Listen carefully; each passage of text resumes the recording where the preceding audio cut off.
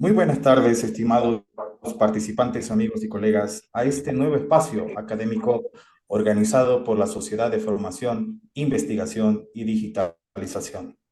Es un placer darles la bienvenida al segundo día de nuestro taller intitulado Clase Magistral en Derecho de Familia.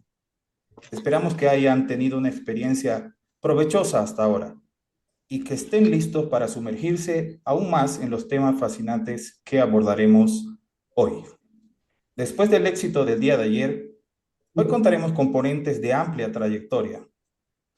Permítame enviar un saludo cordial a la Universidad Pública del Alto, UPEA, al Ilustre Colegio de Abogados de la Ciudad de La Paz y al Ilustre Colegio de Abogados de la Ciudad de Oruro. Así también permítanme enviar un cordial saludo al Centro de Mediación ODR Bolivia y ODR Ecuador. Para mí es un honor presentar a nuestro director general, el doctor Ramiro Canedo Chávez, que en esta oportunidad fungirá como moderador. Bienvenido, doctor. Este es su espacio. Tiene la palabra. Gracias, doctor Ardaya. Muy buenas noches, tengan todos ustedes. Un saludo especial a los ponentes del día de hoy, al doctor Félix Espinosa, al doctor Armando Terrazas, quienes nos van a deleitar académicamente en este taller denominado Derecho de Familia. El día de ayer han estado como invitados especiales el doctor Marco Ernesto Jaimes, quien es magistrado del Tribunal Supremo de Justicia, como también la doctora Ana Teresa Intriago de la República del Ecuador. Y hemos abordado lo que viene a constituir el derecho de familia. En este entendido, queremos recalcar que este derecho de familia, desde un concepto coloquial, diremos que es el conjunto de normas que regulan las relaciones familiares constituyendo la rama del derecho privado. Pero ya en el caso boliviano, la regulación del Código de las Familias y del proceso familiar se va a ventilar en la Ley 603 de 19 de noviembre de 2014, donde en esta temática analizaremos en un contexto jurídico, desde la perspectiva de la teoría a la práctica.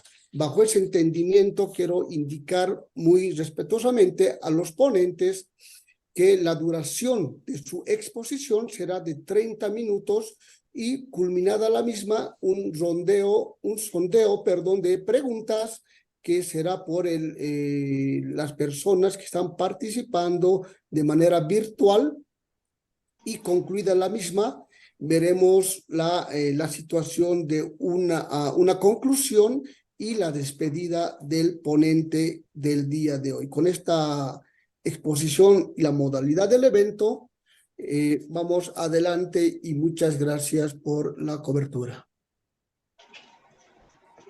Muchas gracias, estimado doctor Ramiro Canedo Chávez, director de la Sociedad de Formación, Investigación y Digitalización.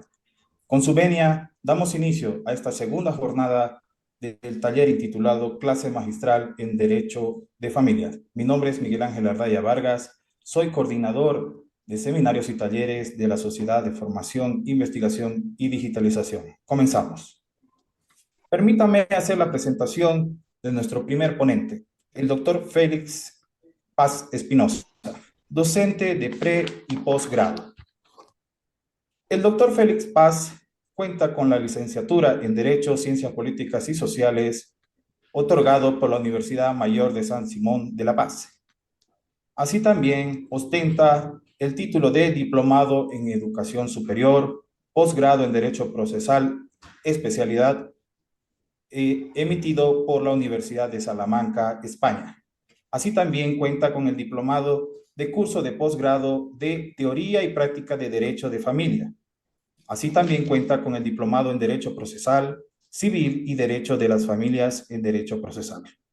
Con su vasta experiencia laboral, podemos mencionar que ha sido juez público de familia del Distrito Judicial de La Paz y también fiscal del Partido en lo Civil de Familia, minero, laboral, penal en el Distrito Judicial de La Paz.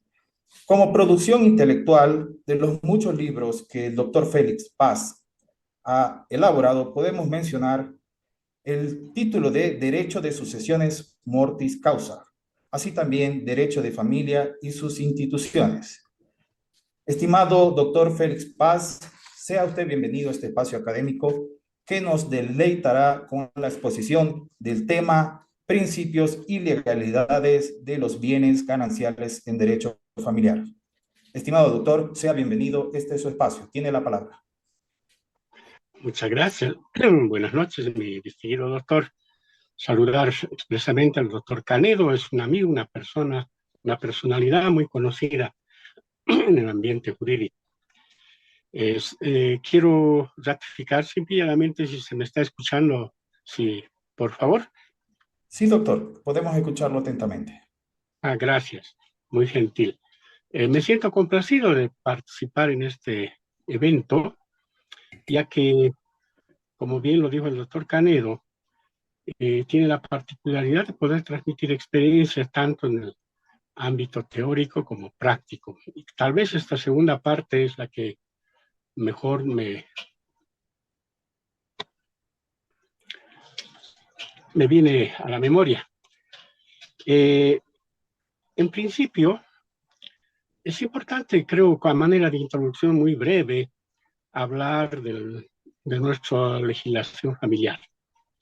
Como bien sabemos, este código, el llamado el Código de las Familias, ingresa en vigencia justamente a partir del 2014, pero se inspira en el antiguo derecho, en el antiguo Código de Familia de 1972. La particularidad que ostenta este código o esta legislación familiar es que tiene una parte sustantiva que recoge principios muy adelantados a nivel de Sudamérica. Yo podría afirmar de que estos principios rectores, estas directrices sobre las que fue formada, obedece a una realidad nacional, elaborada, levantada en nuestro medio por nuestros intelectuales, del cual yo fui partícipe en su oportunidad. Pero también este código, a diferencia de lo que existe en otras latitudes de América del Sur, tiene la parte adjetiva, es decir, tiene un procedimiento propio. Y eso es lo que marca el carácter relevante de esta legislación. Su construcción fue elaborada gracias, decíamos, al concurso de muchísimos colegas, pero especialmente la intervención también de las madres de familia que formaron una especie de grupos sociales que participaron activamente, y de ahí que este código difiere sustancialmente del carácter tradicional de las legislaciones que rigen en otras partes. Así, por ejemplo, la República Argentina cuenta actualmente con un nuevo código civil y comercial, justamente promulgado en el 2014, y en ella recoge otros principios en su derecho de familia. En la Argentina, el derecho de familia forma parte del derecho privado, del derecho civil. En Bolivia no. En Bolivia, el derecho de familia tiene autonomía propia. Bueno, entonces, empero, lo que quiero patentizar es que la legislación argentina aún todavía concibe en su seno institutos jurídicos tradicionales del derecho de familia, lo que no sucede en Bolivia, ¿no? Y de esa manera podemos marcar mucha diferencia, por ejemplo, lo que sucede esencialmente con las unidades de matrimonio, por decir, por el derecho de la filiación y tantos otros institutos que forman parte del derecho de familia en general. Bien, hablando propiamente ahora del tema que se me ha asignado, se refiere a los principios y, bueno, a ver, el título de la comunidad de gananciales. Simplemente decir que el derecho de familia se basa en principios y valores inherentes a los derechos de las familias y recoge algunos principios rectores, como es la responsabilidad, el respeto, la solidaridad, la protección integral, los intereses prevalentes, la favorabilidad, la unidad familiar, la igualdad de oportunidades y el bienestar común. Estos principios tuvieron mucha incidencia en la concreción y la construcción de este instituto jurídico llamado Comunidad de Gananciales.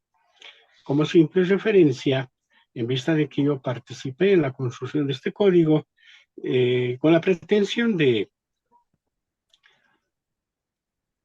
proporcionar algún medio eficiente de solución práctica a esta cuestión patrimonial, porque en Bolivia, como en todas partes, la cuestión de comunidad de gananciales suscita una serie de problemas cuando se produce su extinción, ¿no?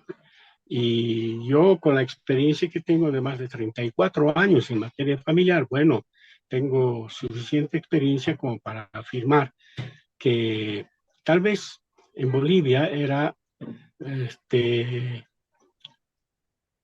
favorable, ¿no?, legislar, por ejemplo, el matrimonio sin comunidad de gananciales, es decir, con bienes propios. Bueno, en principio esta sugerencia había sido captada, pero en el momento en que ingresó en revisión, ya en su fase final, bueno, fue excluida y se adoptó únicamente la comunidad de gananciales.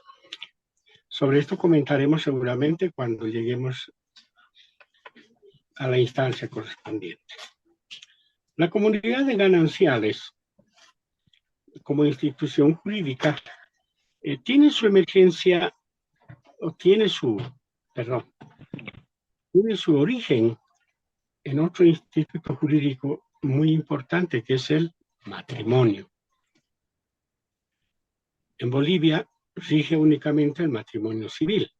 Bueno, y el matrimonio es un acto jurídico perfecto, de carácter bilateral, voluntario, libre, espontáneo, creador de derechos, de deberes y hasta obligaciones. Y genera dos efectos genéricos.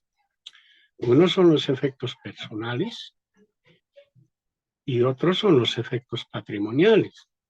Entre los efectos personales, por ejemplo, podemos hablar sobre los deberes de los esposos entre sí y también los deberes que emergen con relación a los miembros que formarán parte de la familia, o sea, deberes familiares.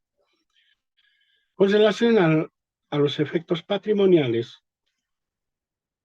el matrimonio, considerado siempre como una institución familiar, tiene el efecto de producir el nacimiento de un patrimonio económico, es decir, una comunidad económica o una sociedad económica, como se denomina también. Y este patrimonio económico conyugal surge en el mismo momento en que se constituye el matrimonio, como sabemos, y subsiste todo el tiempo que dura la vida en unión, ya sea dentro de una relación matrimonial, ahora, o también ahora dentro de una unión libre. Esta sociedad económica conyugal es conocida, como sabemos, como el régimen patrimonial del matrimonio. Y se define como aquel conjunto de relaciones jurídicas de orden patrimonial que el matrimonio establece entre los esposos y estos en los terceros.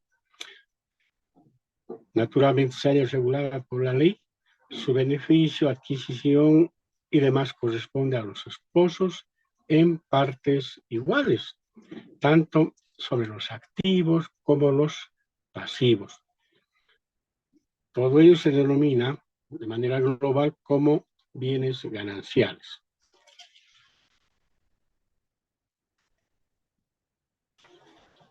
Es común que todos los días observamos la celebración de matrimonios y, bueno, también el surgimiento de una comunidad económica conyugal. Pero al mismo tiempo también hace suponer la existencia, llamaremos, de dos sectores muy bien definidos al momento en que se constituye el matrimonio. Uno son los bienes propios, con el que cada cónyuge concurre al matrimonio.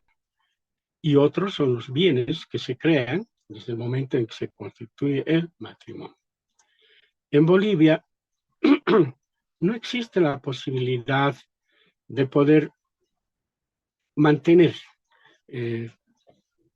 textualmente, si se quiere, materialmente, la existencia de los bienes propios con el que se acude al matrimonio, como lo hacía o permitía el Código de Familia anterior. Cuando al momento de constituirse el matrimonio se podía presentar un listado de bienes con los que se acudía al matrimonio. En Bolivia no existe esa posibilidad, justamente basada en la unidad familiar que se reconoce en el Código, de acuerdo a sus principios. Bueno, entonces, esta comunidad ganancial subsistirá durante todo el tiempo que dure la vigencia del matrimonio y, de acuerdo a lo que regula el Código de las Familias, sabemos que estos bienes están constituidos, entonces, por aquellos bienes que se logran adquirir a partir del momento en que se celebra el acto matrimonial. Más concretamente, a partir del momento en que se firma la partida matrimonial. Y por eso se dice que los cónyuges, desde el momento de su unión, constituyen una comunidad de gananciales. Esa comunidad se constituye aunque uno de ellos tenga bienes, o los tenga más o los tenga menos que el otro. Y esta comunidad se disuelve cuando se disuelve también el vínculo matrimonial o la unión libre. Aunque excepcionalmente también puede disolverse cuando se produce una separación judicial de bienes que admite nuestra legislación familiar en las situaciones y cumpliendo los requisitos que señala la misma ley, ¿no es cierto? Bueno, entonces, la comunidad de gananciales se regula por la ley, tiene un carácter de orden público y no puede renunciarse ni modificarse por convenios particulares entre los cónyuges bajo pena de nulidad.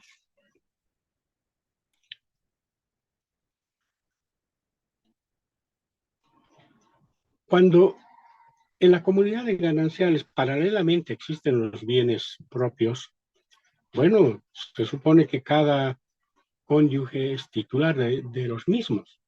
Sin embargo, el poder de disposición se haya limitado. Es decir, que un cónyuge no puede disponer libremente y unilateralmente de sus bienes, sin salvo cuando quisiera de repente disponer con efectos mortis causa, ¿no?, de manera de legado o anticipo de legítimo herencia a favor de alguno de sus hijos, pero siempre bajo las formalidades que establece la ley, que en este caso es una escritura pública, ¿no?, un testamento. Los bienes propios, decimos, son aquellos bienes que fueron obtenidos antes del matrimonio. Y estos bienes se pudo haber adquirido de modo directo o con causa de adquisición anterior al matrimonio, o aquellos donados o dejados en testamento, ya por sucesión o también por una actividad personal o por acrecimiento. Los bienes comunes o gananciales en su administración corresponde al ejercicio de ambos progenitores, ambos esposos. De manera que el poder de disposición, como sería una venta, una enajenación, donación, etcétera, requiere del consentimiento del otro.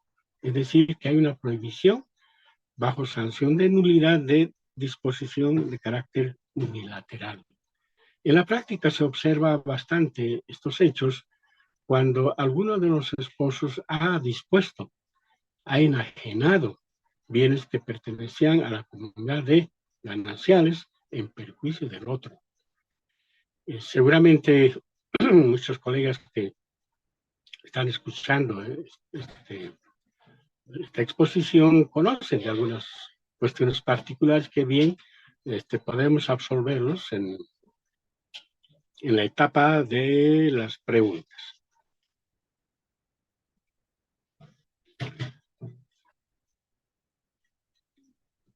¿Cuándo concluye la comunidad de gananciales?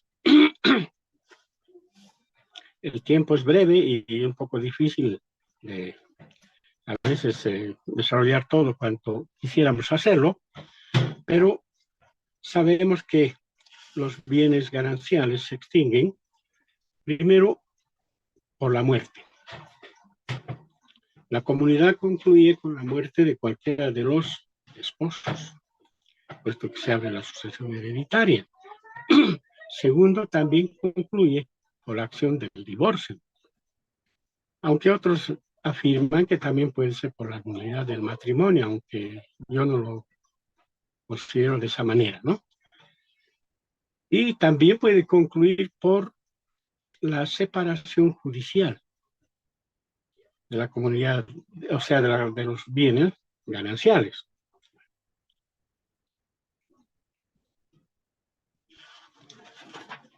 Cuando la comunidad de gananciales finaliza por la acción del divorcio o la disolución de la unión libre, lo que corresponde naturalmente a la división y partición de los bienes. Para esto se acude a un procedimiento. El Código de las Familias establece que se lo debe hacer en la vía ordinaria. Y justamente el artículo, permítame precisar,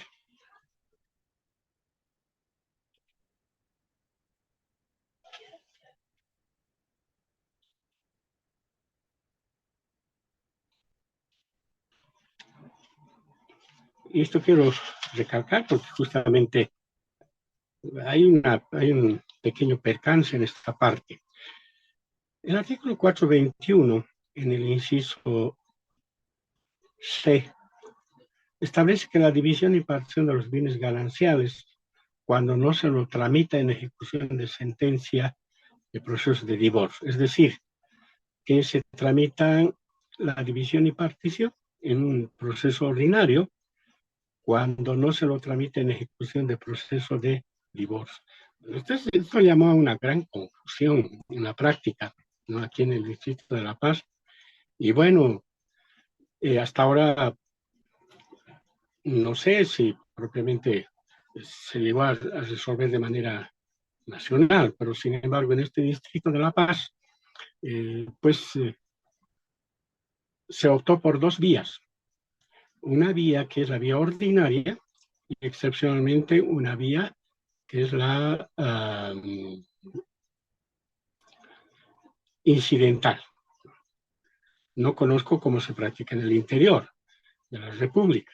Y a propósito, cuando yo ejercía la judicatura, se habían enviado algunas notas al Tribunal Supremo a objeto de que pudieran emitir una circular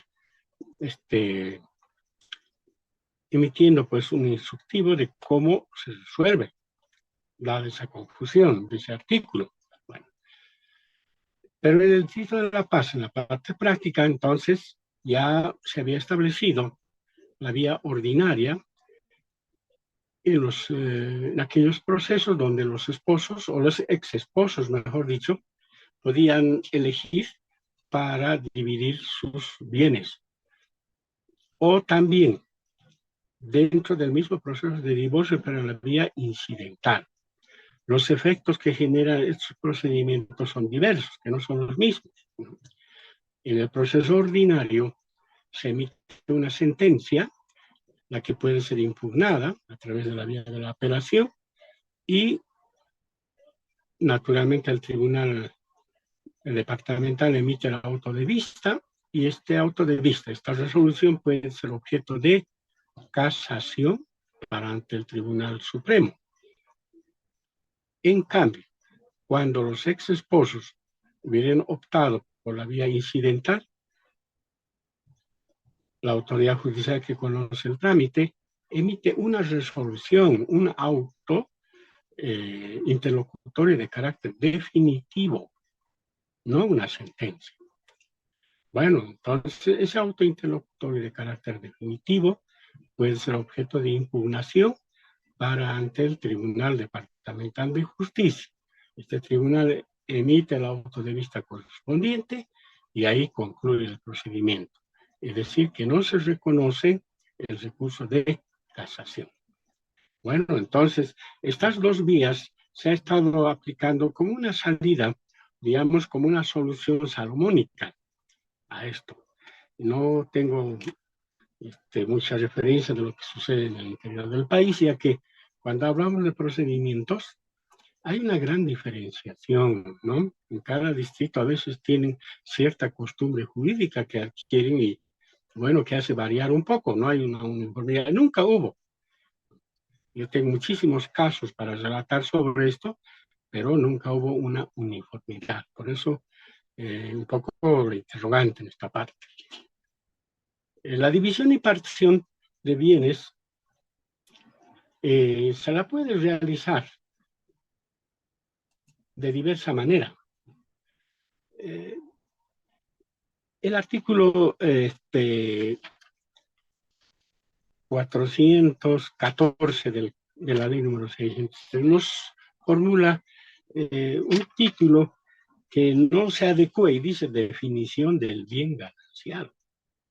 Y a través de este artículo da la posibilidad de que pueden haber 4 posibilidades de cómo se pueden dividir el bien o dar una solución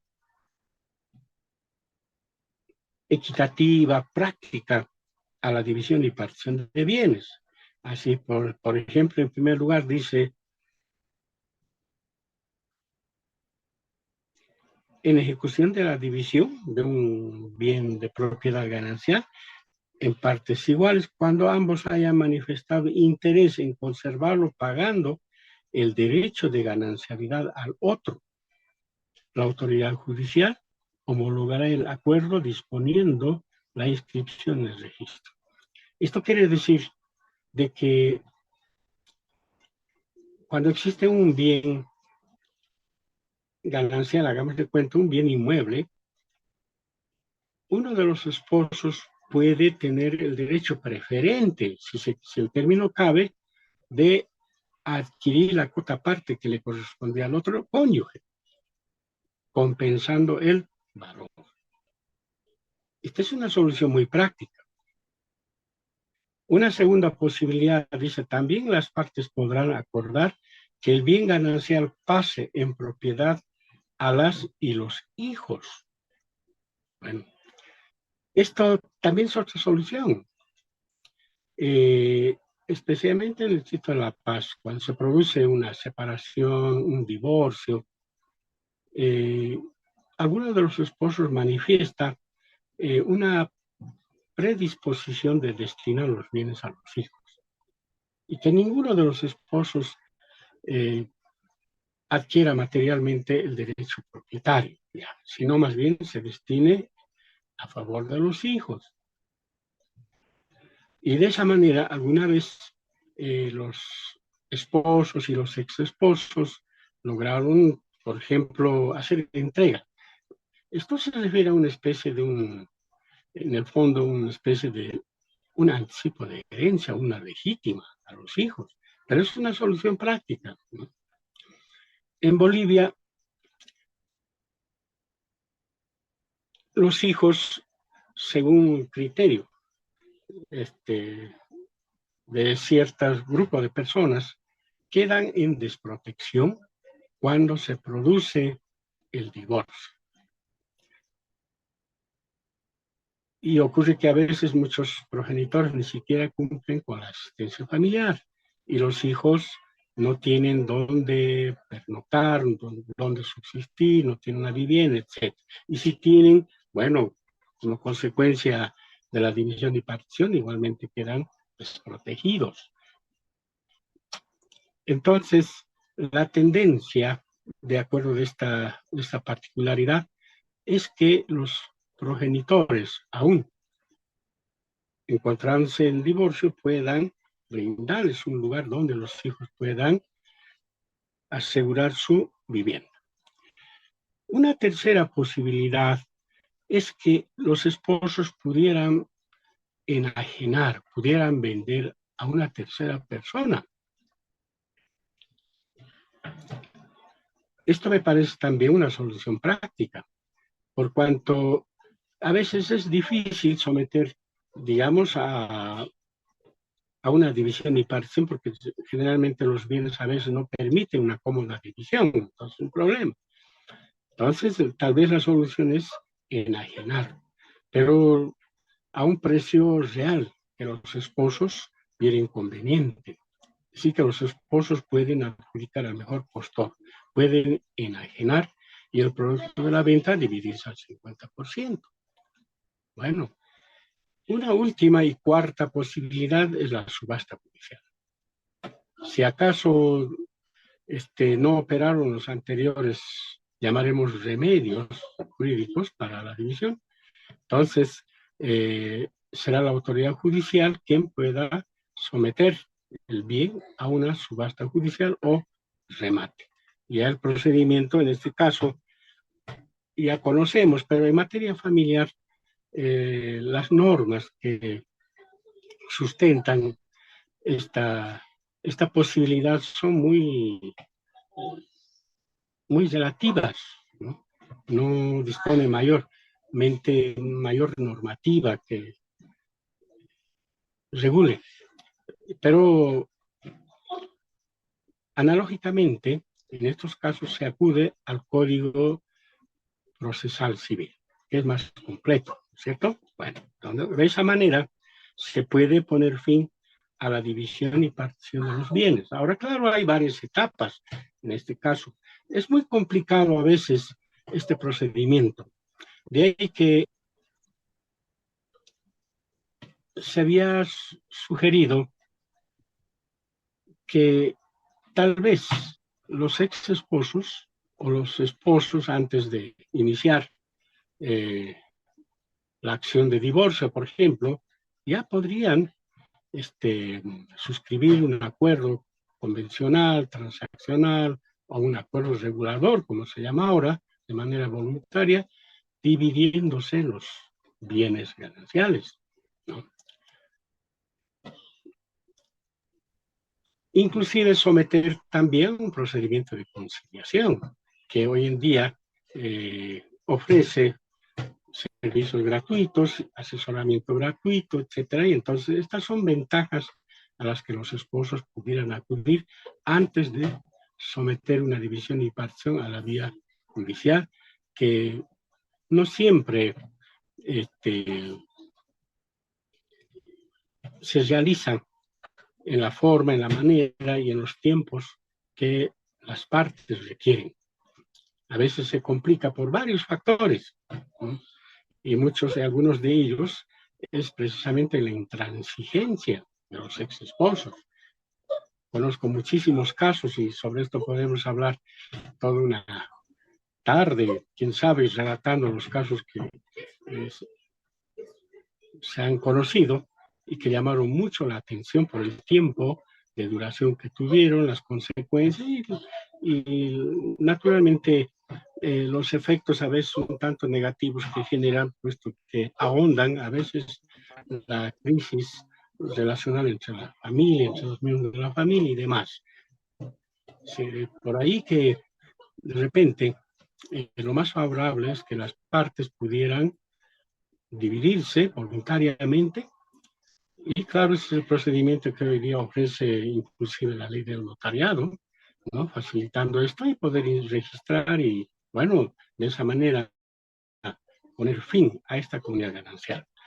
Creo que el tiempo ha concluido, mi distinguido doctor. No sé, por favor, si tengo de repente todavía algo o es que pasamos a la segunda fase. 5 minutos más, estimado doctor, para que pueda concluir su ponencia. Ya, gracias, doctor, muy gentil. Aprovechemos este tiempo entonces. Entonces, en cuanto a las formas de división de la comunidad ganancial, reiteraremos que la primera se conoce la voluntaria, donde las partes acuden munidos de sus, bueno, ya asesorados de sus abogados, pudiendo hacer una división equitativa entre ellos. Aquí predomina la voluntad de las partes. Yo siempre tengo el criterio de que en una comunidad ganancial no siempre la división y partición puede ser exactamente al 50%, ¿no? Eso dependerá de la voluntad de los ex esposos, cómo se dividen. Al fin y al cabo, en esta parte, yo tengo el criterio de que predomina, en este caso, la voluntad libre disposición sobre los derechos patrimoniales, tal como regula el Código Civil. Una segunda forma puede ser mediante un acuerdo regulador. Bueno, ¿qué es más común? Porque en el acuerdo regulador, como bien lo señala el mismo Código de las Familias, los esposos, a momento de acudir al divorcio y con carácter previo, pueden suscribir un documento en el cual resuelven la cuestión de los hijos, la asistencia familiar, el derecho a las visitas, pero esencialmente también la división y partición de sus bienes, de acuerdo a sus mejores intereses. Este acuerdo regulador es preferible que fuere suscrito y reconocidas las firmas ante una autoridad notarial, ya que su efecto sería inmediato, puesto que la autoridad judicial se limitaría simple y llanamente a aceptar y homologarlo en sentencia. Pero también la división puede ser judicial, decíamos, en última instancia, cuando los esposos y los ex esposos no han logrado ponerse de acuerdo para dividir sus bienes de acuerdo a sus intereses. Pero también existe la posibilidad de la división y partición por vía de la conciliación, ya sea judicial o extrajudicial. En la judicial es importante puesto que en la etapa de la división y partición, o sea, del proceso de división y partición, la autoridad judicial tiene la posibilidad de poder convocar a una conciliación para proceder a la división y partición.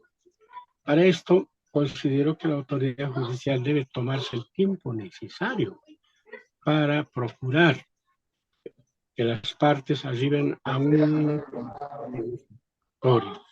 Esa conciliación puede ser total o puede ser parcial o puede ser progresivo, porque todo depende de la cantidad de bienes que esté conformado el patrimonio. Y esta es una particularidad muy especial que se presenta en muchos casos donde los esposos han logrado acumular por una infinidad de bienes, ¿no? Tanto bienes muebles, inmuebles, acciones, etcétera, ¿eh? Donde a veces es difícil hacer una división así, como se dice, en un solo acto. Entonces se pueden hacer conciliaciones progresivas, sucesivas, de manera que se vaya avanzando hasta llegar hasta el último bien. Entonces la autoridad judicial, mi criterio, debe darse todo el tiempo posible para realizar esa operación, puesto que la conciliación tiene el efecto de reportar un efecto muy positivo en las relaciones de los ex esposos y naturalmente los hijos, ¿no? Es lo que se debe velar mayormente. En cambio, cuando es una conciliación extrajudicial, se la puede hacer en cualquier tiempo, ¿no? En cualquier tiempo, ya están tramitándose un proceso fuera de él. Y hay instituciones especializadas para realizar esta operación. Últimamente, las facultades de Derecho a nivel nacional han instituido ahora oficinas especializadas para realizar estas conciliaciones. Pero también hay otras instituciones bajo las fundaciones, ¿no?, que ofrecen estos servicios y son servicios especializados. Bien, entonces todo está sujeto, llamemos, a la mejor buena predisposición y voluntad de los esposos y los ex esposos para dar una solución equitativa, eficiente y eficaz a la extinción de sus derechos patrimoniales, llamado comunidad de gananciales. Muchas gracias, mi querido doctor. Espero A usted, haber... querido doctor Félix Ernesto, Espinosa, ¿no? Félix Paz Espinosa, por habernos emitido esta temática tan importante dentro de lo que viene a ser el derecho de las familias, los principios y legalidades de los bienes gananciales en el derecho familiar.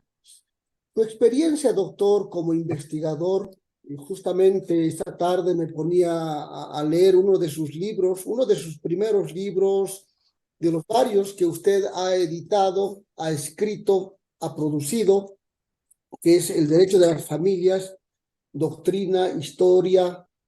Entonces, doctor, tenemos varias preguntas y tenemos varios cuestionamientos. Vamos a dar curso también y vamos a invitar a los que están presentes en esta aula virtual para que puedan levantar la mano virtualmente y darles el espacio y hacer las preguntas de manera directa. Sin embargo, a ello, esperando esta situación, vamos a leer la primera pregunta dirigida hacia el doctor Félix Paz Espinosa.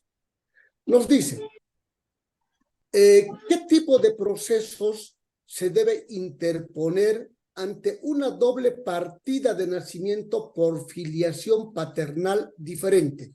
Adelante, doctor Paz. Bueno, gracias, doctor. Bueno, esto ya no tiene nada que ver con la división y partición, sino con el derecho de la filiación, ¿no? Este es un problema que, bueno, se sucede todos los días. Hay personas que tienen 2, 3, hasta 4 partidas, ¿no? Esto depende de las situaciones, pero hagamos de cuenta que se trata de un niño, un adolescente, y bueno, tiene 3 partidas de nacimiento. Y ocurre que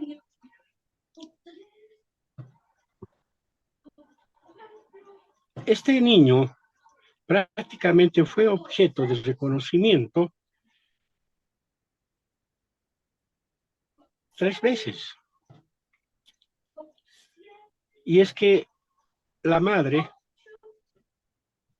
primero, al momento en que nació el hijo, lo registró con el nombre y apellido de su padre biológico. Pero posteriormente vino una separación y pasado un tiempo se involucra sentimentalmente con otra persona. Esa segunda persona, es decir, esta vez de repente, esa segunda persona, poco queriendo aparentar que el hijo que tiene ahora su conviviente o su esposa, es producto de su relación con ella, lo reconoce o lo inscribe con su nombre y apellido. Pero esa relación también a veces suele truncarse y pasa otro tiempo, bueno, la madre conoce otra vez por tercera vez a otro sujeto y ese sujeto hace la misma operación. De ese modo, el niño ahora tiene 3 partidas. Y naturalmente, llegado el momento, pues le es difícil obtener su certificado de nacimiento real. Entonces, ¿qué hay que hacer? En estos casos hay un problema de filiación. Lo que se tiene que hacer es averiguar ahora cuál de los padres es el padre biológico. Bueno, y esta operación se lo hace mediante un proceso de tipo extraordinario ahora, ¿no? Que naturalmente resulta bastante sencillo, rápido, a diferencia de lo que acontecía con la legislación anterior, puesto que el artículo 30 de la ley número 603 establece que la paternidad o la maternidad se establece mediante un estudio de tipo genético, ¿no? Que es el ADN. Bueno, entonces el estudio genético del ADN va a determinar quién es el padre biológico y, por tanto, el nombre que figure con el resultado del examen será el padre biológico y de manera que las otras partidas que constan serán objeto de cancelación, ¿no? De esa manera, el hijo recobrará su verdadera relación filial. Pueden haber otros casos, hay de diferente índole, pero en el fondo lo que se trata es de averiguar la verdadera identidad de la persona, ¿no? Su verdadera relación filial. Hay otros casos que evidentemente se suscitan y salen fuera de la esfera de la competencia del juez público en materia familiar, ¿no? Como una rectificación, cambio de nombre y demás, y eso implica también la existencia de 2 o 3 partidas, ¿no? En este caso, ya por disposición de la ley del órgano judicial, esto es de competencia de los jueces en materia civil. Distinguido doctor. Muchas gracias por esa respuesta, doctor Félix Paz. Vamos a hacer una siguiente consulta a su ponencia. Nos indica, los bienes de soltero, soltera, no deben ingresar al bien ganancial. ¿Cómo se protege aquello? Adelante, doctor Paz. Claro. Decíamos en un comienzo de que la legislación actual no establece absolutamente nada de cómo proteger, ¿no? Como lo hacía el Código de Familia anterior, ¿no? Cuando decíamos que al momento de contraer el matrimonio, ¿no? Los novios podían presentar un listado de los bienes con el que están acudiendo al matrimonio. En otra legislación se podía hacer inclusive también una capitulación, ¿no? Bueno, en el Código de las Familias no existe esa posibilidad, pero de todas maneras se puede evitar que estos bienes se confundan con la comunidad de gananciales, tratándose, por ejemplo, de bienes muebles sujetos al registro o mejor de los bienes inmuebles, ¿no? Porque mucho va a depender del tiempo que dure el matrimonio, porque muchos de esos bienes, muchos derechos a veces se suelen confundir con la comunidad de gananciales, pues, ¿no? Entonces, si se trata de un bien inmueble, bueno, es más sencillo, puesto que ahí están los registros, ¿no? Fecha de adquisición, etcétera, ¿no? Lo mismo que se tratan de bienes muebles sujetos al registro. Pero en aquellos inclusive, si hablásemos de un vehículo, por decir, con el que acudieron al matrimonio, bueno, hasta durante los 30 años que duró el matrimonio, durante 10 años es probable que el vehículo haya permanecido intacto, pero después se lo ha vendido y posteriormente compró otro. Pero ya al final ese vehículo, el monto de ese dinero, de la venta de ese vehículo, se ha confundido porque ha comprado otros y otros y otros vehículos. Entonces ya se han confundido y es difícil establecer, ¿no? Entonces, mucho depende de la naturaleza de los bienes y de los derechos.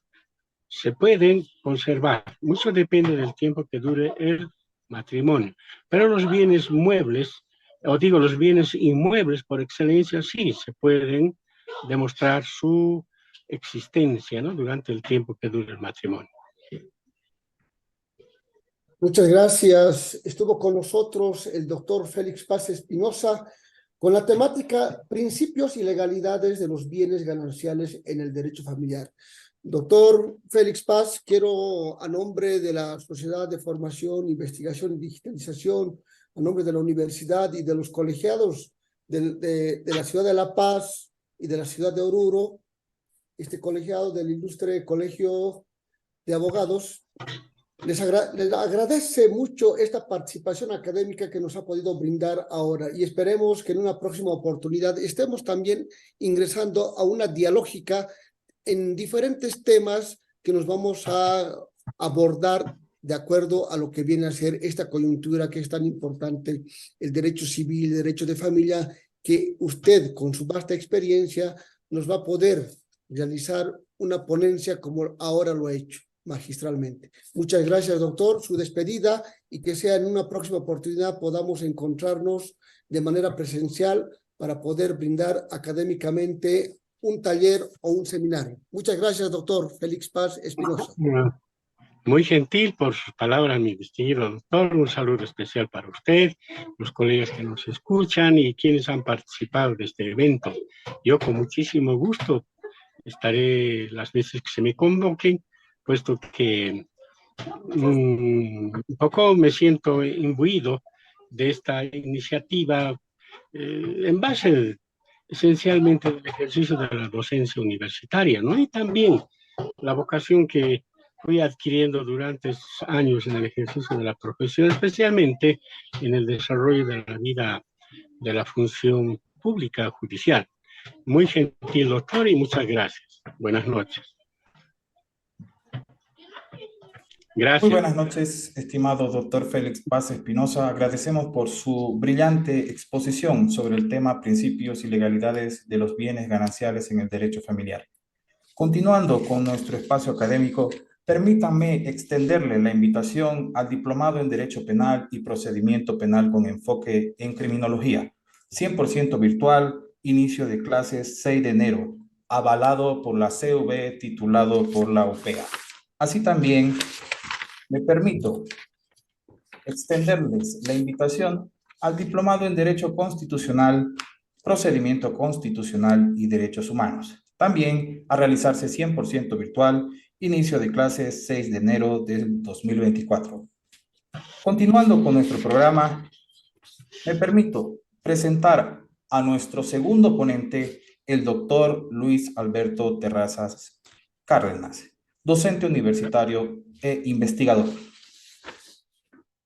El doctor Luis Alberto Terrazas Cárdenas tiene una formación académica en la cual incluye maestría en Derecho Constitucional, diplomado en Innovaciones Educativas en la Docencia Universitaria, diplomado en Metodología de la Investigación Científica, diplomado en Educación Superior y diplomado en Derecho Administrativo. Dentro de su amplio prontuario profesional y experiencia laboral, podemos nombrar que ha formado parte del Ministerio de Educación como profesional jurídico y así también como especialista en gestión institucional, asesor legal general IMAE y así también docente de la Universidad Pública del Alto en la carrera de Derecho. Estimado doctor Luis Armando Terrazas Calderón, sea usted bienvenido. Este es su espacio para que pueda exponer el título Principios y formas legales de obtención del divorcio según el derecho de familias en Bolivia. Sea usted bienvenido, tiene la palabra. Muchas gracias. En primera instancia, deseo agradecer por este espacio que me brindan de poder compartir algo de nuestra experiencia, de la investigación y también de la experiencia que hemos ido acumulando en el ejercicio de la profesión. También deseo saludar de manera muy fraterna al doctor Ramiro Canedo y a través de él a toda la organización, a las instituciones que han puesto pues su confianza para poder tener este espacio de compartimiento de experiencias y conocimientos. Muchas gracias por este honroso placer que me dan a mí de poder estar frente a ustedes y también deseo saludar a todos y cada uno de quienes están en esta aula virtual.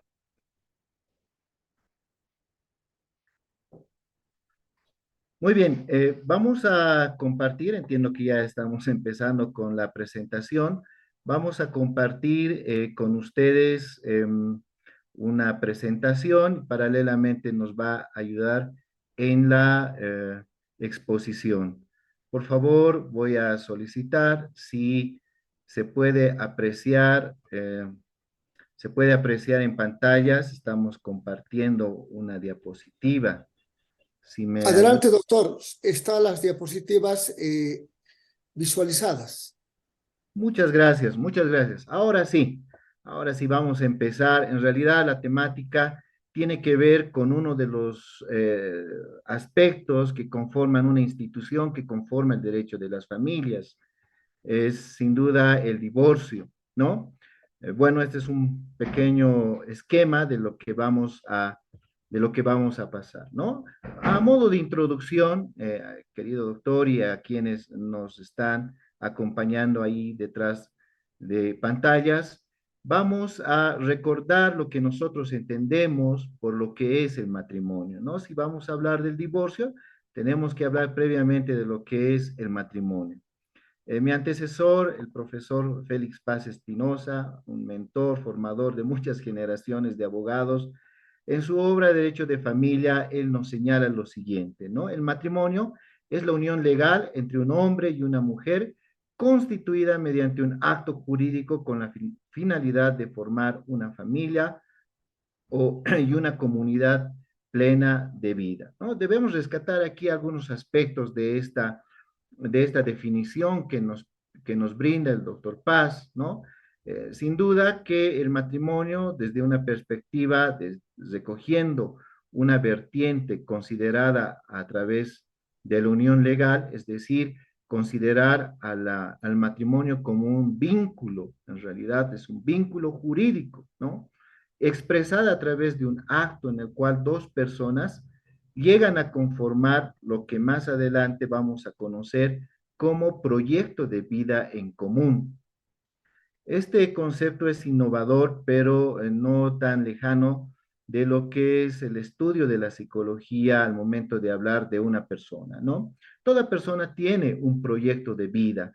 Desde que somos pequeños, en el desarrollo de nuestra formación, aspiramos y tenemos objetivos no solamente a corto plazo, sino también a largo plazo. Estos objetivos, este cúmulo de pretensiones que tenemos, conforman lo que es el proyecto de vida en común. Cuando dos personas, en este caso en el matrimonio, un hombre y una mujer, eh, llegan a través de una relación sentimental a formalizar y constituirse en matrimonio, estos dos proyectos de vida individuales llegan a conformar un mismo proyecto que se llama proyecto de vida en común, ¿no? El artículo 137 del Código de las Familias, al respecto, nos da esta definición que ustedes la pueden apreciar ahí en pantalla, ¿no? Nos dice que el matrimonio y obviamente la unión libre es una institución social, ¿no? Un vínculo conyugal, ¿no? Que establece, con el fin de establecer, indica un proyecto de vida en común, ¿no? Un proyecto de vida en común. Este proyecto de vida en común va a generar efectos jurídicos. El matrimonio, va, como cualquier relación jurídica, va a generar efectos jurídicos. Estos son los efectos personales y los efectos patrimoniales. Ya el profesor Paz nos ha antecedido de los efectos patrimoniales del matrimonio, ¿no? Sobre los bienes gananciales, los bienes personales. Pero también están los efectos personales entre los esposos. En esto quiere decir que son actos que realiza un esposo respecto del otro. En realidad, hoy en día, la terminología que maneja el Código de las Familias es de cónyuges, ambos cónyuges. Entonces, tenemos esta institución del derecho de las familias acentuada y formalizada en una relación, en una pareja, ¿no es cierto? ¿Qué pasa cuando esta relación, este proyecto de vida en común ha sufrido una ruptura, ¿no? Si ahí es donde ingresa la figura del divorcio, ¿no? Entonces, el artículo 204 nos señala que tanto para el matrimonio como para la unión libre se establecen estas dos formas de extinción del matrimonio, ¿no? Por fallecimiento, declaratoria de fallecimiento de uno de los cónyuges, por divorcio o desvinculación, ¿no? Entonces, miren ustedes que se va ya la normativa, el Código de las Familias, el actual Código de las Familias, establece como una de las formas de extinción del matrimonio el divorcio, ¿no? Muy bien, ¿cuándo procede el divorcio? ¿No? ¿Cuál es la procedencia? El artículo 205 nos da esta orientación y nos dice lo siguiente, ¿no? El divorcio procede en dos vías, ¿no? En la vía judicial y procede en la vía notarial. En la vía judicial, obviamente, cuando se establece la ruptura de ese proyecto de vida en común, por acuerdo de partes o voluntad de una de ellas, ¿no? Entonces, en la vía judicial se tienen a la vez dos formas, ¿no? Por acuerdo de partes o por la voluntad de una de ellas, de uno de los cónyuges, ¿no? Y en la vía notarial tiene que ser necesariamente por mutuo acuerdo, ¿no? Sigamos. Muy bien. La palabra divorcio, ¿no? Viene en realidad de esta raíz latina, divertito o divortit, que significa salir de casa, ¿no? Salir de casa. Nuevamente vamos a recurrir a las orientaciones que nos da el doctor Félix Paz, quien nos da esta definición de lo que es el divorcio, ¿no? Nos dice el divorcio es la disolución del vínculo jurídico matrimonial constituido legalmente. Miren ustedes, disolución, ¿no? Disolución, disolver, separar en realidad lo que se había unido. Ahora, bueno, vamos un poquito a saltar este tema que es quizá un poquito más personal, el tema de la religión y algunos otros aspectos, por el limitado tiempo que tenemos. De todas maneras, esta presentación se ha compartido también con los organizadores para quienes están escuchando, están viendo, puedan también tener esta presentación, ¿no? Muy bien. Algo de lo que debemos nuevamente recoger es la procedencia del divorcio. Ya habíamos leído un poco lo que decía el artículo 205 del Código de las Familias, pero miren ustedes, traemos solo a modo de poco de poder ver el tema de sus antecedentes, el anteproyecto del Código de Familias, proceso familiar, eh, ha establecido causales, ¿no? Actualmente no se tiene causales del divorcio, no se necesitan, o sea, no se establece legalmente causales, así como se establecía en la anterior legislación, ¿no es cierto? Pero, bueno, solo a modo de un poquito curiosear también el tema de cuál era la orientación de quienes han conformado la comisión proyectora de este cuerpo normativo, han puesto en su artículo 204 del proyecto también como causal la afectación del proyecto de vida en común. Obviamente, cuando este proyecto ha pasado a ser considerado por el legislador sin duda solamente ha establecido que no existen causas y prácticamente la procedencia es únicamente por la ruptura del proyecto de vida en común. ¿Qué debemos entender por eso? Que este proyecto en común que habían formado estas dos personas a partir de una relación sentimental, luego una relación más afectiva, ¿sí? Ha tenido en algún momento del matrimonio una ruptura, una afectación que ha generado la imposibilidad de continuar con este proyecto de vida en común, ¿no? Proyecto de vida en común debemos entender también que tanto el esposo como la esposa, antes de constituirse en matrimonio, tenían proyectos personales individuales y al unirse en matrimonio, estos han unido sus proyectos en uno solo y han conformado un solo proyecto de vida en común, ¿no? Entonces, la procedencia, nuevamente reiteramos, es justamente por la ruptura del proyecto de vida en común, ¿no?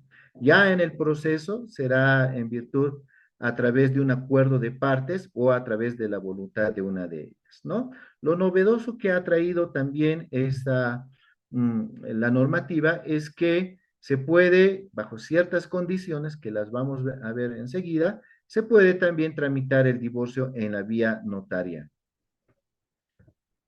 Muy bien, aquí establecemos, ¿no es cierto?, cuáles son las formas en cómo se puede, en cómo procede en realidad el divorcio tanto en la vía judicial como en la vía notarial.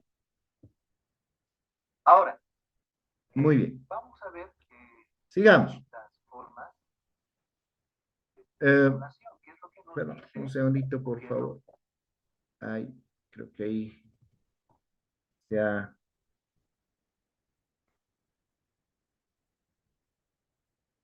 Ahora sí. Ha habido un acople, creo, de...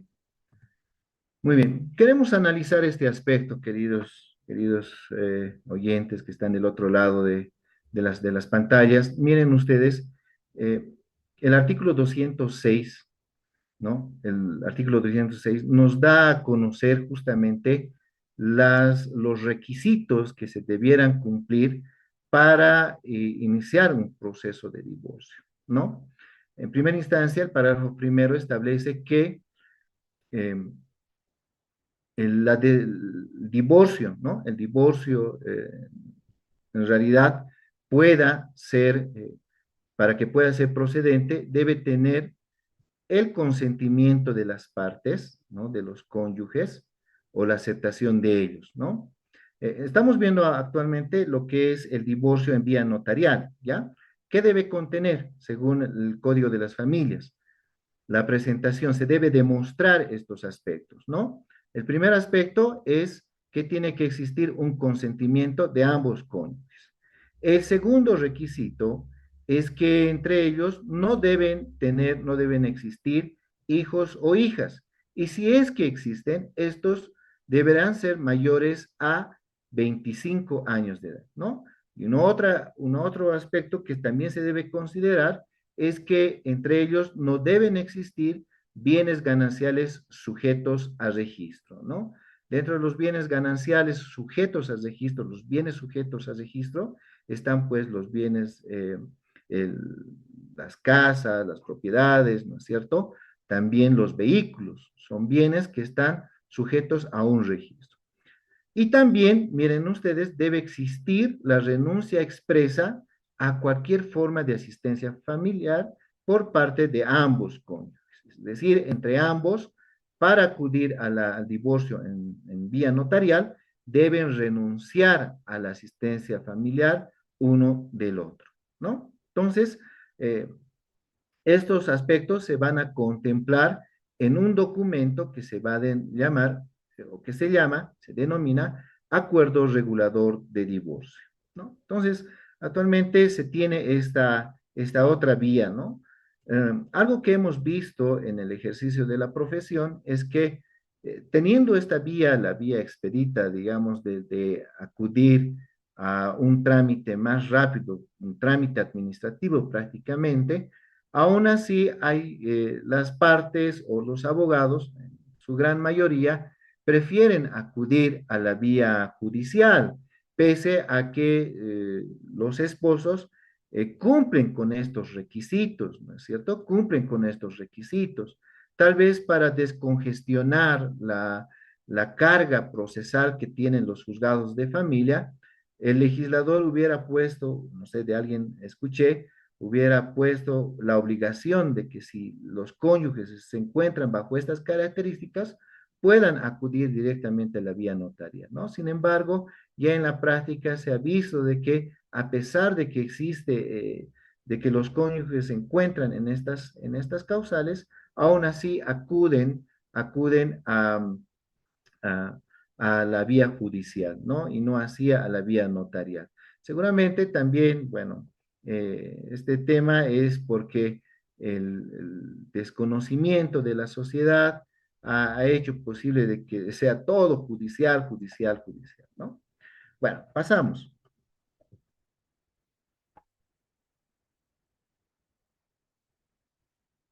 Este documento en el cual las partes, en este caso los cónyuges, van a establecer de manera voluntaria la disolución del matrimonio, se denomina acuerdo regulador. El artículo 211 del Código de las Familias establece el contenido de este acuerdo regulador. Miren ustedes, debe contener la manifestación expresa, ¿no? Y la voluntad de los cónyuges sobre el divorcio, primer aspecto. Segundo aspecto, la asistencia familiar para los hijos, ¿no? En este caso, paralelamente o conjuntamente, si es que hubiesen hijos, también el acuerdo regulador deberá establecer la guarda de los hijos, ¿no? Entonces, el cónyuge con quien se queden los hijos, eh, obviamente el otro cónyuge está obligado a asistir, ¿no? A generar una asistencia familiar, a fijar un monto de asistencia familiar para los hijos, ¿no? Y también deberá contener la división y partición de bienes gananciales, ¿no? Es decir, un reconocimiento expreso de todos los bienes que se hayan adquirido dentro del matrimonio y la forma de cómo entre ambos cónyuges van a hacer la división de estos bienes, ¿no? Entonces, miren ustedes, este es el contenido general que debe tener el acuerdo regulador de divorcio, ¿no? Sigamos. Muy bien, ahora vamos a ver lo que es el divorcio o la desvinculación en vía judicial, ¿ya? ¿Quiénes están legitimados a interponer la demanda en realidad de divorcio? ¿No? El artículo 207 nos señala que el divorcio, ¿sí? Se ejerce por la o el cónyuge o por ambos. Miren ustedes, el legislador le puso este, eh, esta frase les puso, ¿no? Se ejerce por la o el cónyuge, es decir, ahí estamos hablando de uno, o por ambos, ¿no? O por ambos. Se ha visto algunos casos en los que un abogado estaba patrocinando tanto al esposo como a la esposa, obviamente con un acuerdo regulador. Sin embargo, ya un poco ahí los jueces han ido generando una suerte de interpretación de este aspecto, porque el hecho de que un abogado pueda patrocinar a ambos va en contra de lo que establece la ley del ejercicio de la abogacía, ¿no es cierto? Entonces, como en algunos casos, los colegas lo que han hecho es que en un mismo memorial, ¿sí? En un mismo memorial presentaban o presentan ambos cónyuges están presentando, están solicitando el divorcio y están firmando no un abogado, sino dos abogados. Entonces, se ha visto en algunos casos en que los jueces ya han dado procedencia, han admitido este tipo de demanda, ¿no? La norma justamente nos da a entender de que por ambos también pueden presentar la demanda, ¿no? Ahora, aquí existe también una suerte de poder garantizar a la familia. En realidad, actualmente el Código de las Familias ya no establece causales, como habíamos visto, para el divorcio. Sin embargo, esto no quiere decir que este código propugna en realidad el divorcio, que el divorcio debe ser rápido, ágil, etcétera, etcétera, ¿no? Sino da un tiempo, miren ustedes, da la oportunidad a las partes, a los cónyuges, a que en cualquier momento del proceso, hasta antes de que se declare la ejecutoria de la resolución o de la sentencia, se puede dar la extinción por reconciliación. Es decir, las partes pueden, incluso en el momento del proceso, pueden reconciliarse y prácticamente esta reconciliación, esta expresión de ambos ante la autoridad señalando de que han desistido, digamos, de continuar con el divorcio y se han reconciliado para volver, entonces sí se puede dar, ¿no? Y obviamente este acto, esta manifestación de ambos cónyuges hace que el proceso llegue a extinguirse, ¿no? Muy bien, sigamos. tenemos aquí el artículo 210 del Código de las Familias sobre el procedimiento que se debe seguir respecto del divorcio, ¿ya? En vía judicial. ¿Hay alguna aclaración que tenemos que hacer antes de ver este detalle que nos presenta la normativa? Es señalando lo siguiente, ¿no? Que la estructura del Código de las Familias está dividida en dos partes, ¿no? La primera parte es una parte sustancial que establece derechos, obligaciones, instituciones, etcétera. Y la segunda parte es una parte adjetiva, procedimental, propia del derecho procesal. Sin embargo, miren ustedes cómo en la primera parte que se supone que es una parte procedimental, pero una parte sustantiva de este cuerpo normativo, también se regula una parte adjetiva, ¿no? Seguramente es eh, por la pertinencia, en realidad, de esta institución del divorcio, ¿no? Pero bueno, es algo que también nos ha llamado la atención al momento de establecer el procedimiento. Miren ustedes cuál es el procedimiento que se sigue para el divorcio, ¿no? Ya habíamos visto que en la vía judicial, quienes tienen la posibilidad o quienes tienen en realidad la capacidad de presentar la demanda son los cónyuges, o estos lo pueden hacer por medio de apoderados, ¿no? La demanda, dice aquí el parágrafo primero del artículo 210, debe ser presentada con o sin acuerdo regulador de divorcio o desvinculación, ¿no? Entonces, no necesariamente el acuerdo regulador, ¿sí? Es un requisito para la presentación de la demanda. ¿Por qué? Porque en realidad también se puede dar el caso de que a sola voluntad de uno de los cónyuges, puede iniciarse el divorcio. Eso significa que no se necesita el consentimiento de ambos, ¿cierto? Sin embargo, basta la voluntad de uno de los cónyuges que prácticamente desde su perspectiva se ha roto el proyecto de vida en común, por lo cual es inviable continuar en el matrimonio, ¿no?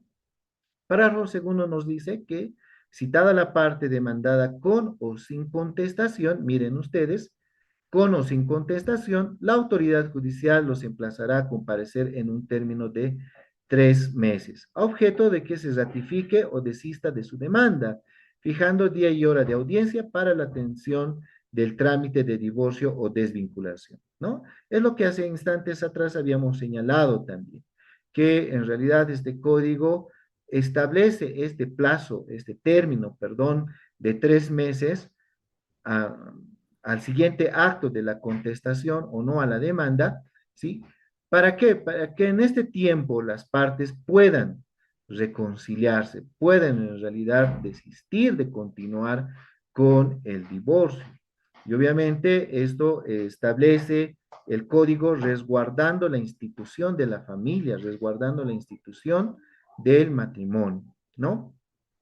También debemos entender, miren, que la normativa establece que citada a la parte demandada, es decir, tiene que haber previamente el acto procesal de citación con la demanda al demandado, ¿no? No siendo necesaria la contestación, ¿no? No siendo necesaria que el demandado, ¿sí? El cónyuge demandado tenga que responder o contestar a la demanda, ¿sí? Bueno, sigamos. La autoridad judicial no debe emitir juicio de valor alguno a objeto de una posible reconciliación, ¿no? Entonces, esta es una prohibición en realidad para la autoridad judicial a efectos de que esta no debe pronunciarse sobre la reconciliación. Un poco siendo gráficos, yo siendo juez no podría en audiencia o en cualquier momento del proceso decir a las partes, miren, reconcíliense, que la familia, que el hogar, que el matrimonio. No, eso no está permitido a la autoridad judicial. Lo que sí está permitido a la autoridad judicial no es la reconciliación, sino la conciliación. La conciliación es otra institución que también forma parte del proceso familiar, ¿sí? En el cual sí hay algunos aspectos en los cuales la autoridad judicial puede llamar a conciliación. ¿Recuerdan ustedes que el matrimonio genera efectos personales y patrimoniales? Bueno, estos efectos personales y patrimoniales, al momento de realizarse el proceso de divorcio, también, ¿sí? También van a surtir o van a ser afectados, ¿no?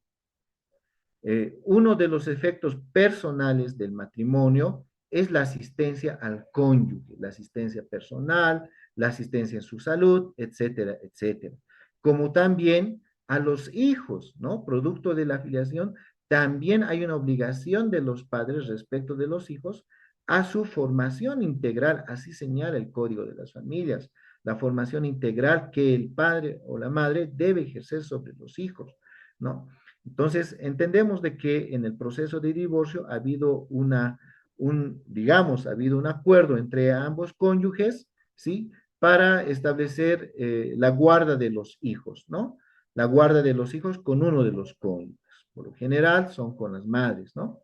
Pero también, ¿sí? Ahí se puede, si es que no hubiese no hubiese un acuerdo regulador sobre este tema, sí el juez podría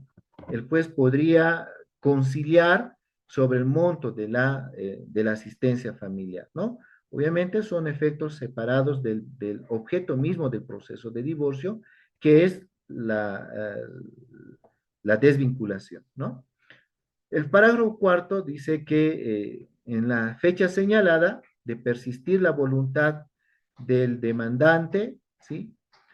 A divorciarse, se dictará sentencia declarando disuelto el vínculo matrimonial, ¿no?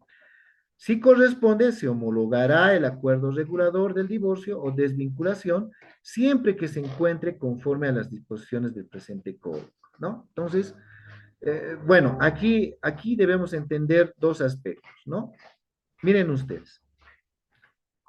En la audiencia, el juez, bueno, luego de las formalidades previas, el juez o la juez va a preguntar al demandante, al cónyuge demandante, va a preguntar si éste se ratifica o no con su demanda, ¿no? Va a preguntar. Y obviamente ahí el demandante tendrá que manifestar de manera expresa su voluntad de continuar, es decir, de persistir con el divorcio, ¿ya? Se ha dado en algunos casos, compañeros, esta situación, ¿no? De que en la audiencia ya no se presenta la parte demandante, miren ustedes, en la audiencia no se presenta la parte demandante, pero sí se presenta la parte demandada, ¿no? En este aspecto, ¿qué es lo que se podría hacer? Porque en realidad no hay a quien preguntar si persiste o no persiste con la demanda de divorcio, ¿no? Pero estando una de las partes, en este caso el otro cónyuge, el cónyuge demandado, a este también se le pregunta si desea persistir o continuar con el divorcio, ¿no? A pesar de que no se encuentre el demandante. Entonces, en ese sentido, también es procedente, porque recuerden ustedes, hemos visto hace dos diapositivas atrás, que el código establece que procede a por la voluntad de las partes, ¿no? De los cónyuges. Entonces, se ha dado también estos casos de la procedencia del divorcio, ¿no? Y miren ustedes, si hubiese también el acuerdo regulador, que actualmente es el documento que más se maneja, que manejamos nosotros los abogados, para que sea una desvinculación, perdón, sea un divorcio, eh, más rápido y menos contencioso, porque aquí estamos hablando de dos personas que se ven enfrentadas justamente por esta institución, pero que estas dos personas han tenido un relacionamiento previo, se conocen. Entonces, también confluyen aquí aspectos sentimentales, aspectos quizá en algunos casos también espirituales, ¿no es cierto? Muy bien, sigamos.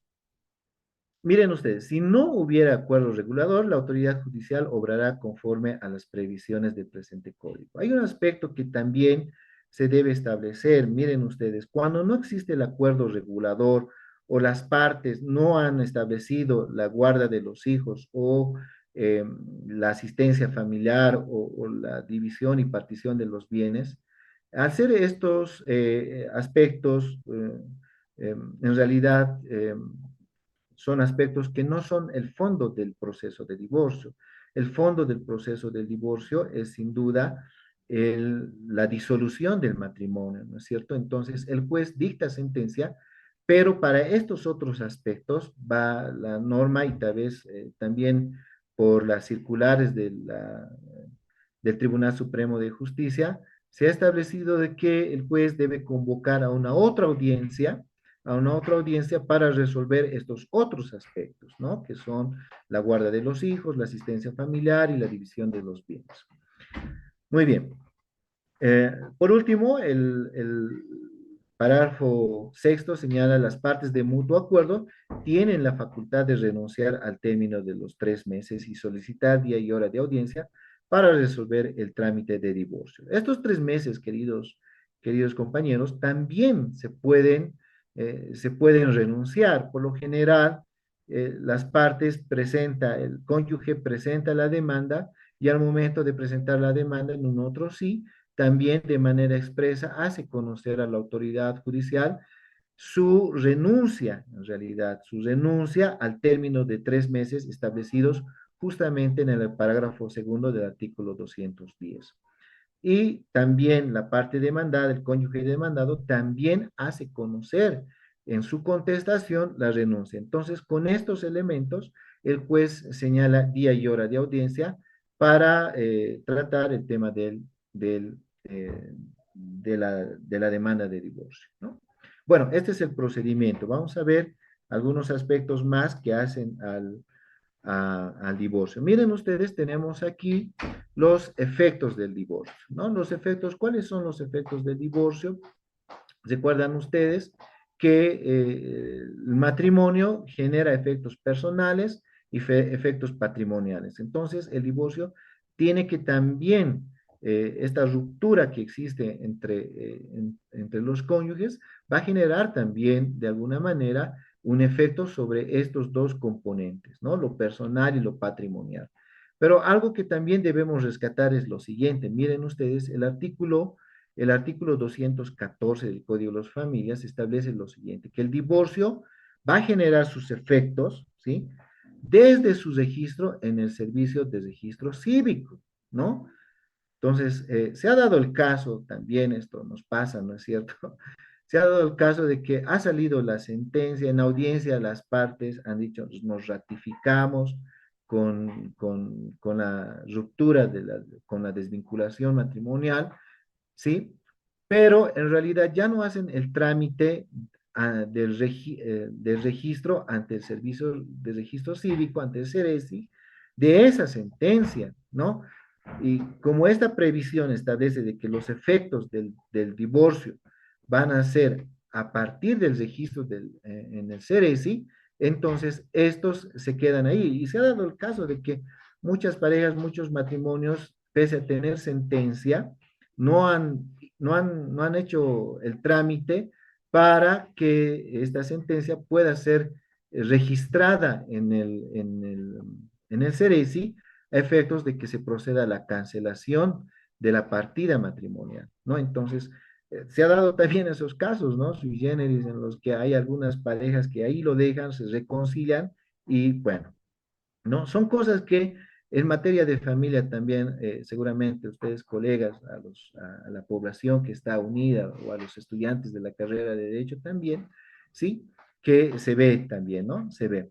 Bueno, también habíamos señalado que uno de los aspectos que se debe considerar es la asistencia familiar al cónyuge, ¿no?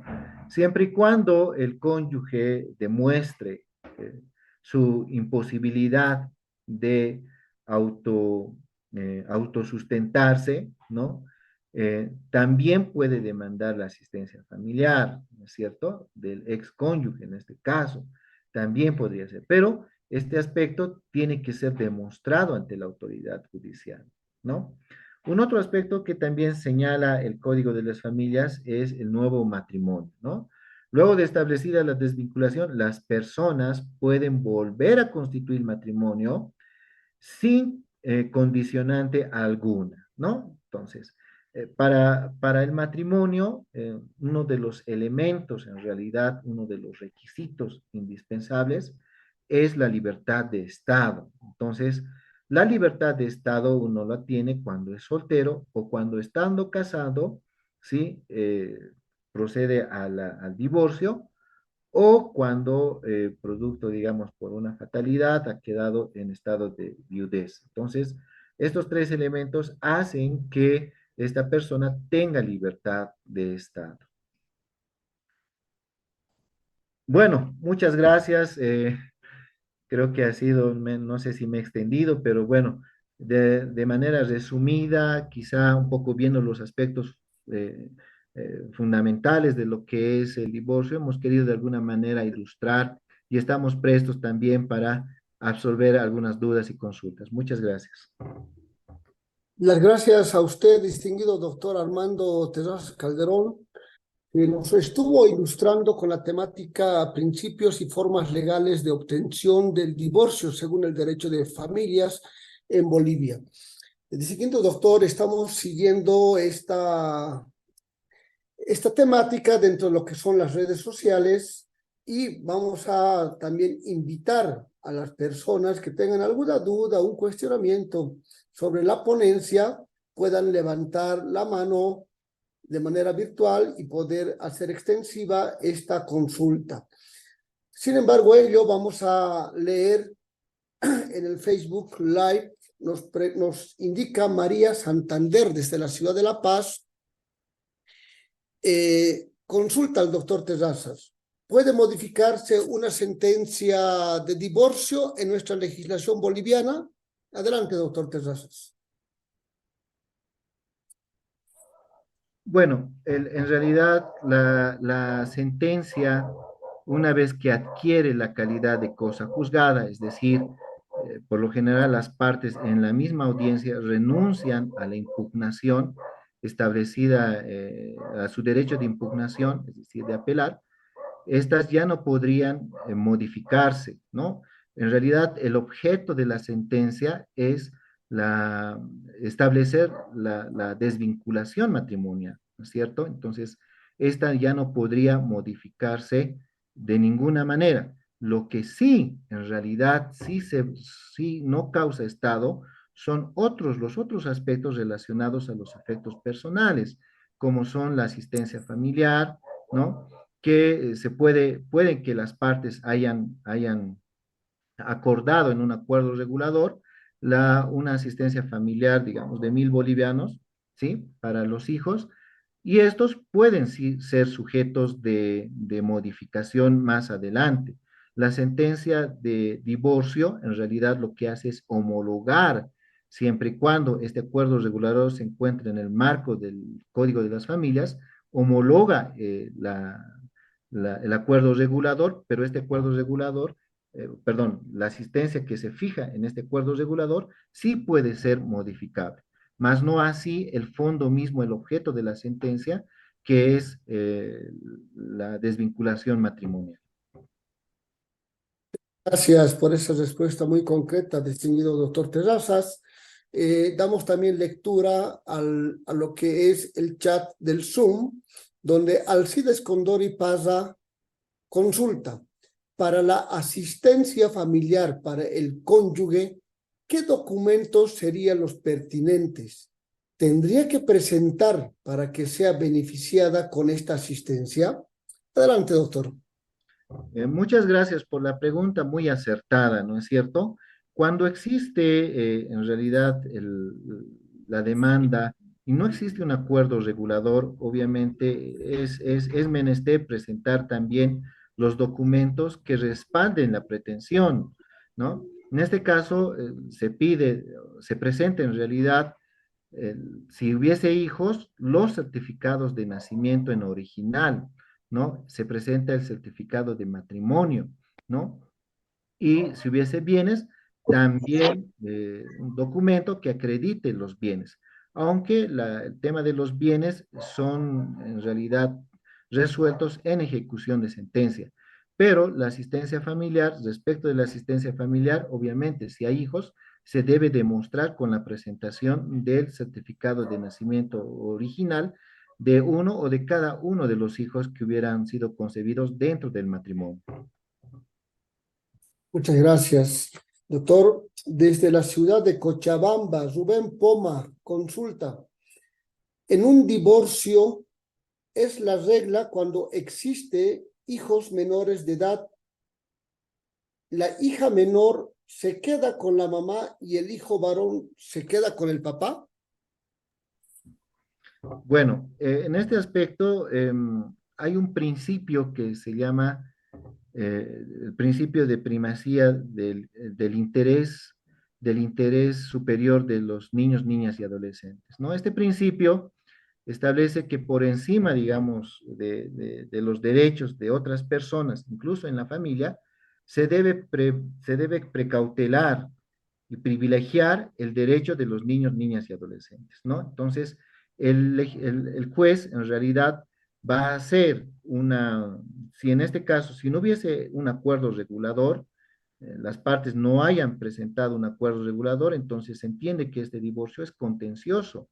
Y al ser contencioso, hay pretensiones opuestas, ¿no? Sobre los hijos, en realidad, las partes tienen que demostrar su capacidad de poder estar a cargo de la guarda de los hijos. Ambas partes tienen que demostrar al juez.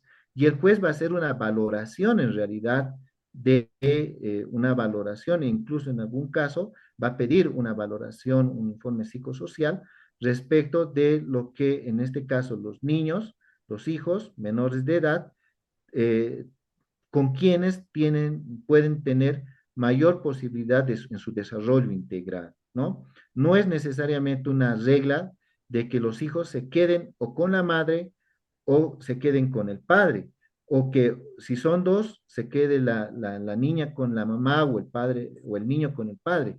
En realidad, lo que aquí va a hacer el juez es un análisis integral en base a un aporte, quizá un informe psicosocial respecto de lo más conveniente para los niños, ¿no? Para los hijos. Entonces, en esa etapa, en ese aspecto, el juez va a definir con quién se queda la guarda.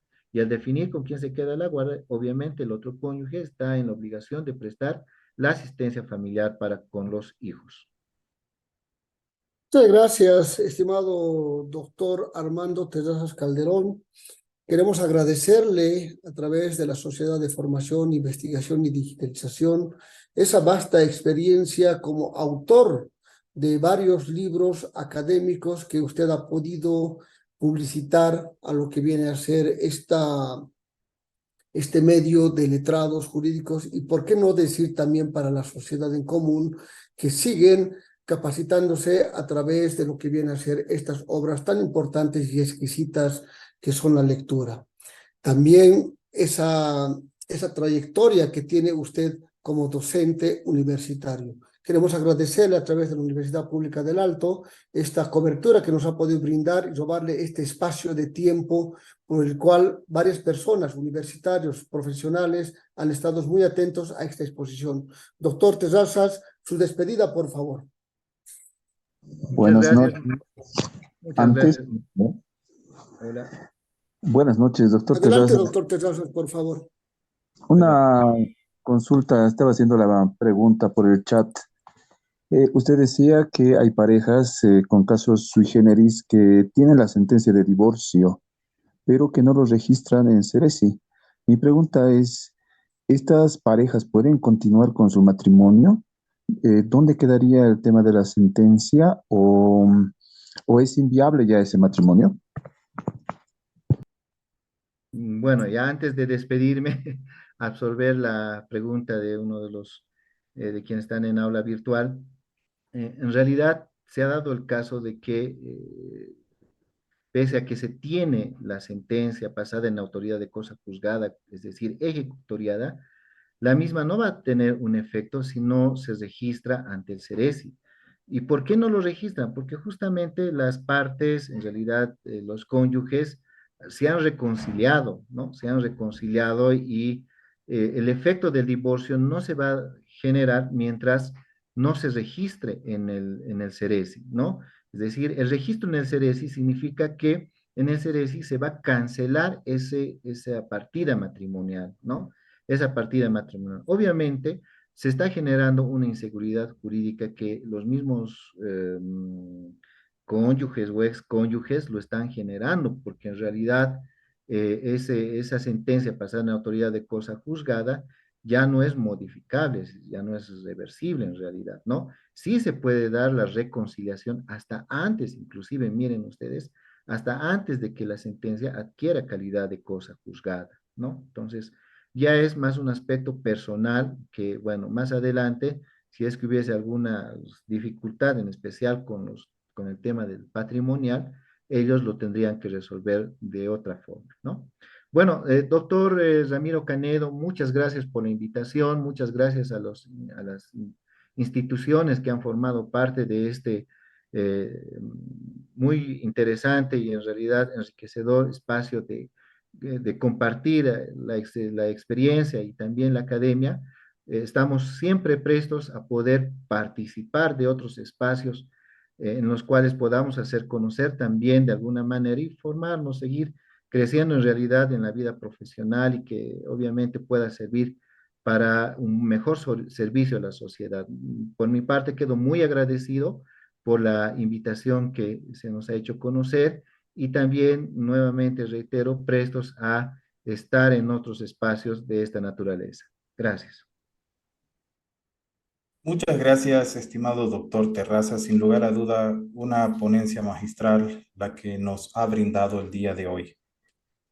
Por mi parte, agradezco a todos los participantes por su presencia y esperamos contar con su participación en nuestros futuros eventos organizados por la Sociedad de Formación, Investigación y Digitalización. Me despido y le cedo la palabra a nuestro director general, el doctor Ramiro Canedo Chávez, para el respectivo cierre de este espacio académico.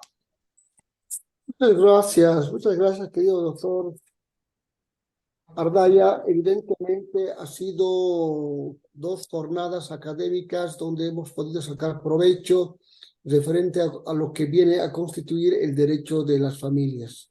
Hemos visto de que realmente los ponentes han tenido esa vasta experiencia en demostrar estos conocimientos a través de esta aula virtual.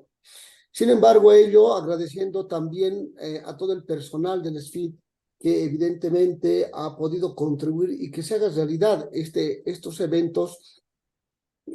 Agradecer al ingeniero Fernando Sandoval y a usted, doctor Miguel Ángel Ardaya, porque evidentemente se demuestra esa profesionalidad a través de lo que viene a ser el estudio.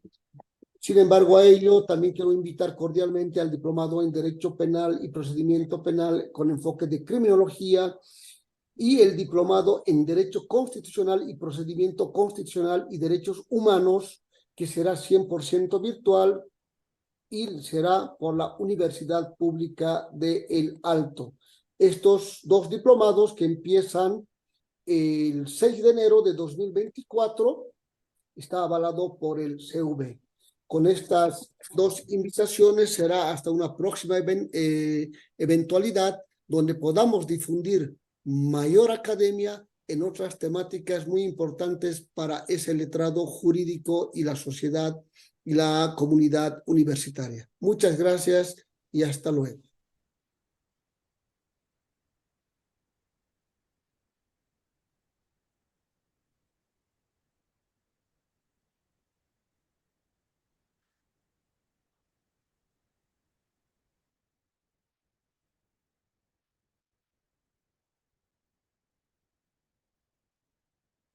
Les habla Ramiro Canedo Chávez.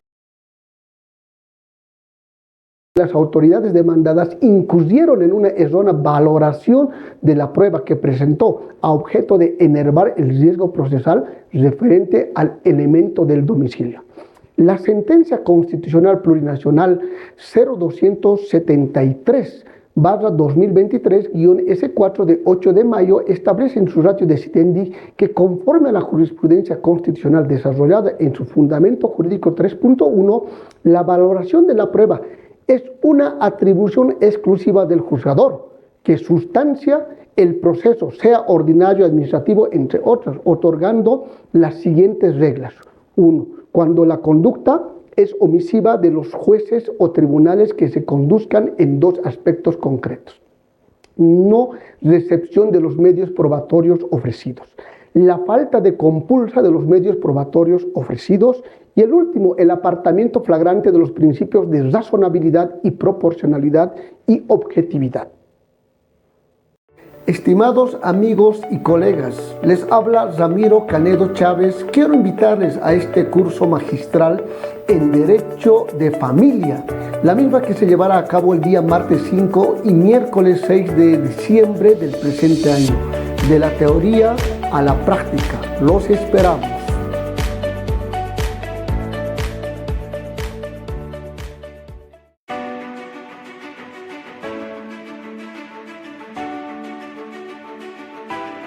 ¿Quieres ser juez o fiscal de materia? Este diplomado es para ti. Diplomado en Derecho Penal y Procedimiento Penal con enfoque de Criminología y Diplomado en Derecho Constitucional, Procedimiento Constitucional y Derechos Humanos. Avalado por el CEV. Modalidad 100% virtual. Sesiones en vivo y grabadas. Inicio 6 de enero del 2024. Clases solo sábados. Duración 4 meses. No te pierdas esta oportunidad académica. SFIL. Alcanza tus metas. ¿Cómo hacer una tesis? Tenemos que iniciar. Qué importante es la redacción, conocer los estilos de referencia, como citar en un documento académico con normas APA, Vancouver, Chicago, ISO 690, Harvard y otras que son las más utilizadas. Sin embargo, para la aplicación de redacción en citas y referencias de información en Bolivia son las normas APA, que son siglas en inglés que significan Asociación Americana de Psicología. Son las más comerciales en redacción en tesis de pregrado, de licenciatura y posgraduales, como ser maestrías y doctorados de varias universidades estatales y privadas. En un próximo video les daré los tips cómo iniciar una tesis posgradual. Muchas gracias.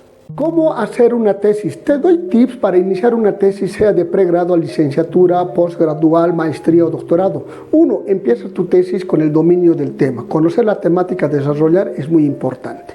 2. El tiempo también es importante, así que organízate haciendo cronogramas de actividades. 3. Recurrir a las fuentes actuales y confiables como referencias, citas. Es muy importante, ya que este material académico, sea libros físicos, digitales, te darán un éxito en tu tesis. 4. Una vez acabada tu proyecto de tesis, la revisión a conciencia, que no exista plagio, y corregir los errores, sean gramaticales, sintaxis, y la sistematización es muy importante para tu redacción de tu tesis. Muchas gracias. Estimados amigos y colegas, les habla Ramiro Canedo Chávez. Quiero invitarles a este curso magistral en Derecho de Familia, la misma que se llevará a cabo el día martes 5 y miércoles 6 de diciembre del presente año. De la teoría a la práctica. Los esperamos.